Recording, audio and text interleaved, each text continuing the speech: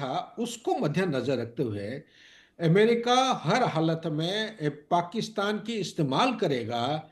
हिंदुस्तान का जो राइजिंग एक इकोनॉमी और राइजिंग कंट्री है, इसको किसी भी तरह दबाव के नीचे रखने के लिए, और फ्री फॉर ऑल उसको पूरा पैसेज नहीं देगा। चाहे इकोनॉमी की बात करिए या आप मिलिट्री माइट की बात करिए, डिप्लोमेसी की बात करिए, कहीं ना कहीं वो अड़ंगना वो खड़े करते रहेंगे। जो कि हो रहा है, हम देख रहे हैं। आप वो जनरल इलेक्ट्रिक का वो इंजन 414 की बात करिए या और कुछ बात करते हैं, तो हर एक चीज में कुछ ना कुछ लगा हुआ है। अभी आज जैसे सुनने मिला, चगोस आइलैंड दे दिए हैं डियोगो ग्रेसिया में, किसी को आने के लिए नहीं छोड़ते थे, और ये मॉरिशस के पास जाने के बाद हिंदुस्तान को एक बेस दे दिया है हमारा इंटेलिजेंस। इसी तरह छुटपुट छुटपुट वो करते रहेंगे चेक्स एंड बैलेंसेस में।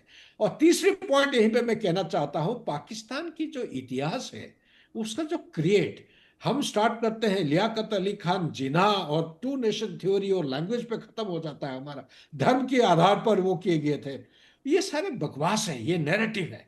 असलियत ये था कि जब हिंदुस्तान का पार्टीशन होने जा रहा था तब, और ब्रिटेन का जो बैटन चेंज हो रहा था, यूएस होकर दे रहे थे, उस समय इंडियन नेशनल कांग्रेस क्लैरिटी के साथ बार बार ये बता दिया था कि हिंदुस्तान इंडिपेंडेंस लेगा, हम नॉन अलाइंड कॉन्सेप्ट और डॉक्ट्रिन के आधार पर हम अपना फॉरेन पॉलिसी उसको बरकरार रखेंगे, नॉन अलाइनमेंट के आधार पर। इसका मतलब हिंदुस्तान के अंदर कहीं पे भी कोई स्ट्रेटेजिक बेस का कोई गुंजाइश ही नहीं था।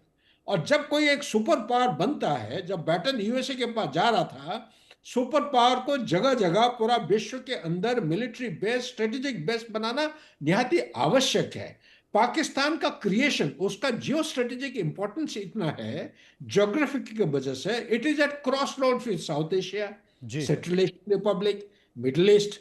और उस समय की बात कर रहा हूं, जी यूएसएसआर की स्पीयर ऑफ इन्फ्लुएंस एक्सपैंड होते होते पर्शियन ऑयल फील्ड की तरफ आ चुका था, पहुंच हम्म गया था, हिंदुस्तान बॉर्डर के साथ वो काफी करीब आ गए थे। जी और दूसरा उनका मुद्दा था यूएसएसआर का क्या, कि जो अरेबियन सी के साथ वो secure access of warm water port, उनका ये इरादा था।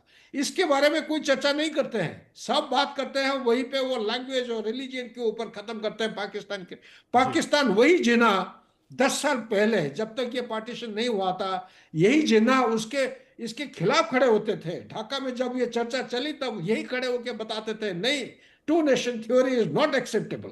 यही हम्म जिना, क्या ऐसा नैरेटिव चेंज हो गया जो वो मानने के लिए तैयार हो गए? हम्म इन्हीं के बोलने पर रेफरेंडम हुआ था। सो बेसिकली निचोड़ ये है, पाकिस्तान की क्रिएशन जो है, हिंदुस्तान को चेक्स एंड बैलेंसेस में रखना है, नंबर हम्म एक। हम्म नंबर दो, राइजिंग पावर क्रॉस रोड होने के नाते चाइना को कंट्रोल में रखना है, और यहां से रशिया को भी निगरानी के नीचे।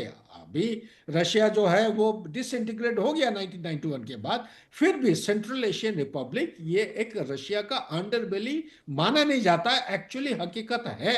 इनका एफिनिटी और लॉयल्टी आज के दिन में भी मुस्लिम डोमिनेटेड पॉपुलेशन होने के बावजूद ये रशिया के साथ तो ज्यादा जुड़े हुए हैं, ना कि पाकिस्तान या चाइना के साथ। तीसरा ये चीज है, ये मिडल ईस्ट, क्योंकि पाकिस्तान एक ऐसा जगह है, एनर्जी सफिशिएंट और एनर्जी डेफिशिएंट को डिवाइड करता है।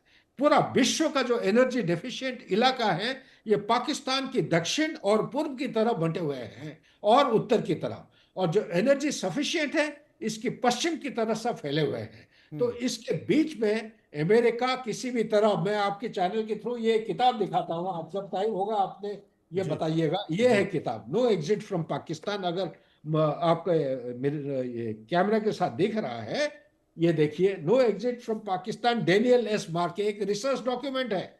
इसके पीछे उनके आईएसआई वाले पढ़े थे, बड़े मुश्किल से ये किताब छापे हैं उन्होंने। हम्म उन्होंने क्लियरली लिखा है, चाहे कोई भी रिश्ता खराब हो जाए पाकिस्तान और अमेरिका के बीच में, अमेरिका पाकिस्तान को किसी भी हालत में छोड़ नहीं सकता है। उसका कारण 10-20, लेकिन तीन मेन कारण है।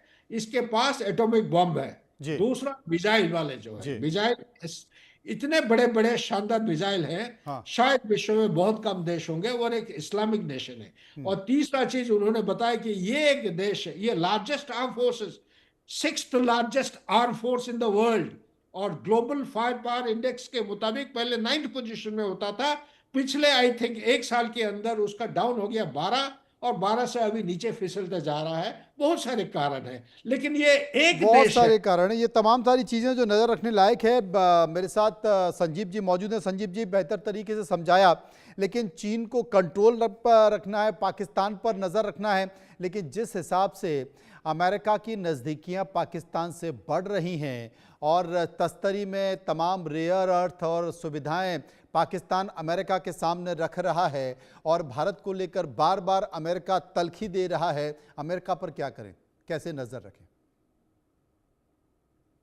देखिए, हमें अपने जो लक्ष्य है विकसित भारत को बनाने का, हमारी जो कम्प्रहेंसिव नेशनल पावर है उसको लगातार विकसित करने का, उसे मजबूत बनाने का, उसके ऊपर ही हमें फोकस्ड रहना होगा। ये जो डिस्ट्रैक्शंस करने की कोशिशें जरूर की जाएंगी और एडवर्सरीज तो करेंगे ही, लेकिन जाहिर है कि एक राइजिंग पावर जब कभी भी कोई राइज करता है तो उसके राह में अनेक तरीके की चुनौतियां प्रस्तुत होती हैं। ये विश्व का इतिहास रहा है और भारत के समक्ष भी ऐसी चुनौतियां प्रस्तुत की जा रही हैं। और डीप स्टेट जो एलिमेंट्स हैं, जो अमेरिका में भी हैं और विश्व में जहां कहीं भी हैं, वो भी भारत के उत्थान और विकास को नहीं देखना चाहते। George Soros and company, Rothschild and company इत्यादि इत्यादि, ये जो सारे बड़े नकारात्मक शक्तियां हैं, वो भी भारत के उत्थान को रोकना चाहती हैं। वो यूनाइटेड स्टेट्स ऑफ अमेरिका में मौजूद हैं, उनका वहां पर पॉलिटिकल इन्फ्लुएंस भी है। तो जाहिर है कि भारत और यूनाइटेड स्टेट्स ऑफ अमेरिका, जो कि विश्व के दो सबसे बड़े लोकतांत्रिक राष्ट्र हैं और दोनों के बीच के जो साझा लोकतांत्रिक मूल्य, साझा हित, साझा अवसर, साझा चुनौतियों की गहरी और मजबूत नींव पे आधारित ये संबंध अवश्य हैं।